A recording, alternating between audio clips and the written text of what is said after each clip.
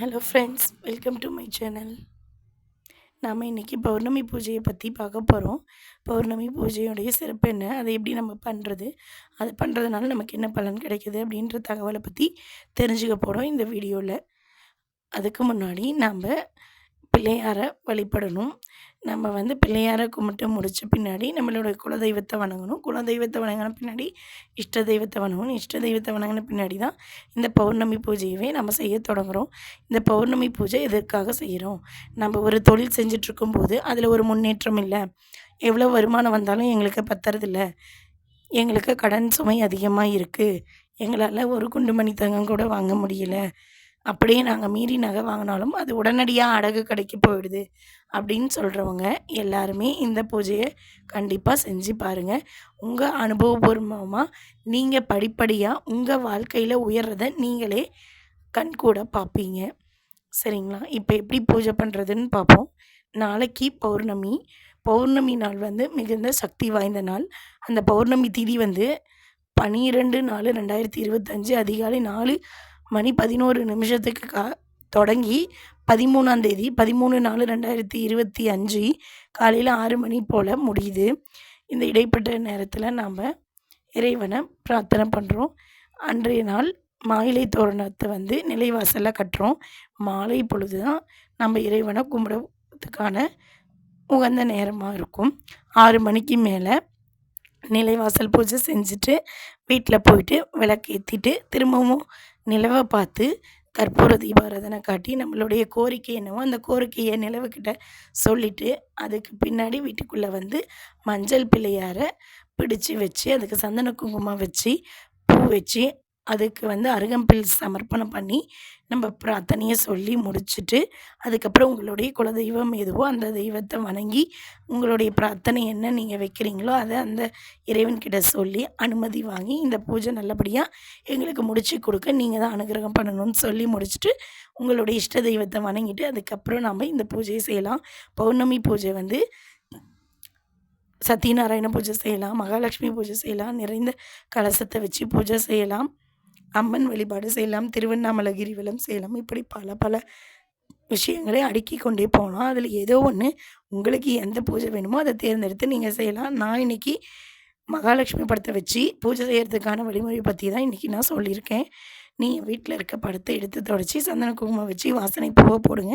குண்டு மல்லி, ஜாதி மல்லி, மறிக்கொழுந்து, பவளமல்லி, பன்னீர் ரோஜா, ஒற்றை செம்பருத்தி, அரளிப்பூ, செவ்வரளி, இட்லி பூ, மனோரஞ்சிதம், அந்த மாதிரி தாமரைப்பூ போன்ற வாசனையான பூக்களை பயன்படுத்தலாம். உங்களுக்கு எந்த பூ கிடைக்குதோ அந்த பூவை பயன்படுத்திக்கோங்க. எந்த தவறும் கிடையாது. முடிஞ்ச அளவு எவ்வளவு வாசனையான பூ கிடைக்குதோ அதை கண்டிப்பாக பயன்படுத்துங்க. நீங்கள் எந்த அளவுக்கு வாசனையான பூவை பயன்படுத்துகிறீங்களோ உங்களுடைய பிரார்த்தனைகள் அவ்வளோ சீக்கிரம் அந்த இறைவன்கிட்ட கொண்டு போய் அந்த பூ சேர்க்கும். அதுக்கான சக்தி அபரிவிதமாக இருக்குது அப்படின்றது தான் நிதர்சன உண்மை. இந்த பிரபஞ்சத்தில் நில ஒளிக்கும் பூமிக்குமான சக்தி அதிகரிக்கும் நாள் தான் பௌர்ணமி. அன்றைய நாள் தான் நாம் நம்மளுடைய பூஜையை செய்கிறோம். முழு மனதோட மனசை எந்தவித குறைகளும் இல்லாமல் நாம் மனம் ஒன்றி தான் இறைவனை பிரார்த்தனை பண்ணணும். இப்போ என்ன பண்ணுறோன்னா மாவிலை தோரணம்லாம் கட்டி முடித்து நிலைவாசல் பூஜையை செஞ்சு முடித்து நில ஒளியை கும்பிட்டுட்டு வீட்டில் போயிட்டு இந்த பூஜைகள்லாம் பண்ணிவிட்டு தீப தூப ஆராதனை காட்டணும். வெத்தலை பாக்கு, வாழைப்பழம், தேங்காய், கற்பூரம் இதெல்லாம் கண்டிப்பாக வேணும். மணி அடித்து பூஜை செய்து பூஜையை நம்ம நிறைவு பண்ணிக்கணும். பிரசாதம் உங்களால் முடிஞ்சது எது வேணாலும் வைக்கலாம். பொங்கல் செய்யலாம், அது போல் இடியப்பம் செய்யலாம், இட்லி வைக்கலாம், பால் பாயாசம் செய்யலாம், பாலில் சர்க்கரை போட்டு கூட நம்ம இறைவனுக்கு வைக்கலாம். அதோட நாட்டு சர்க்கரை போட்டு ஏலக்காய் போட்டு இறைவனுக்கு வைக்கிறது மிக சிறந்த பலனை கொடுக்கும். அகல் விளக்கு தான் பயன்படுத்தணும். 2 மண் அகல் விளக்கில் மஞ்சள் குங்குமம் வச்சு சுத்தமான பசுனை விட்டு பஞ்சுத்திரி போட்டு நீங்கள் 2 டைமண்ட் கல்கண்டு அதில் போட்டு நீங்கள் விளக்கேற்றுங்க. அன்றைய நாள் அபிராமி அந்தாதி படிக்கலாம், கனகதாரா சஸ்திரம் சொல்லலாம், லக்ஷ்மி அஷ்டோத்திர சதநாமாவளி சொல்லலாம்,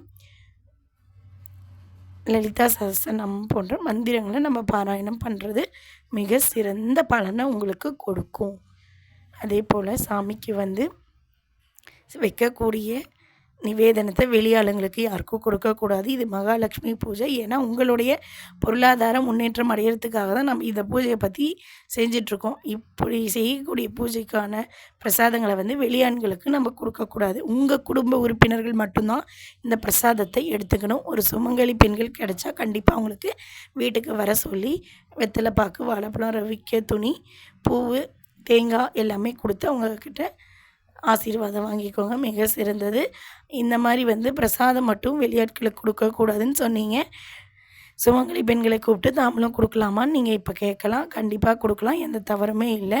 நீங்கள் அந்த மாதிரி சுமங்கலி பெண்களை அழைத்து கொடுக்கும்போது அந்த மகாலட்சுமியே வந்து உங்கள் இல்லத்தில் வாங்கிட்டு போகிறதா ஒரு ஐதீகம் இருக்குது. இது நிதர்சன உண்மை. 100க்கு 1000% உண்மையான செய்தி தான் இது. நீங்கள் கண்டிப்பாக இந்த பூஜையை செஞ்சு பாருங்கள். படிப்படியாக உங்கள் லைஃப்பில் நீங்கள் உயருவீங்க. நீங்களே வந்து கமெண்டில் கண்டிப்பாக சொல்லுவீங்க. உங்களுக்கு வேறு எந்த சந்தேகம் இருந்தாலும் கேளுங்க.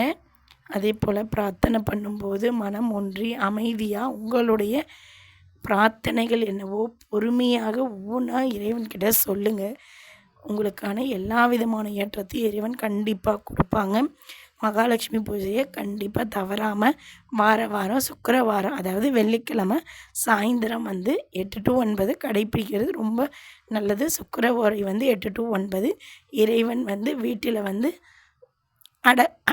அடங்கி ஒடுங்கக்கூடிய நேரம் அப்படின்னு பெரியவங்க சொல்லுவாங்க. இல்லை 6 மணிக்கு போல் நான் செய்கிறேன் அப்படின்னாலும் அது உங்கள் விருப்பம்தான், அப்படியும் செய்யலாம். இல்லை சுக்கிரவாரையில் செய்கிறேன்றனாலும் கண்டிப்பாக செய்யலாம். அதில் எந்த ஒரு தவறுமே இல்லை. ஆனால் நம்பிக்கையாக செய்யணும், முழு மனதாக செய்யணும். உங்களோட பிரார்த்தனையை கண்டிப்பாக நிறைவேறும். சரிங்களா? வேறு எந்த சந்தேகம் இருந்தாலும் கமெண்ட் பாக்ஸில் கண்டிப்பாக கேளுங்க. அதே போல் பச்சைக்கல் பொருத்தை சாமிக்கு பயன்படுத்துங்க.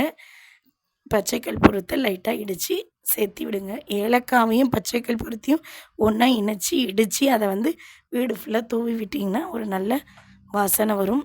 நல்ல வாசனை இருக்கிற இடத்துல தான் மகாலட்சுமி என்றைக்குமே இருப்பாங்க.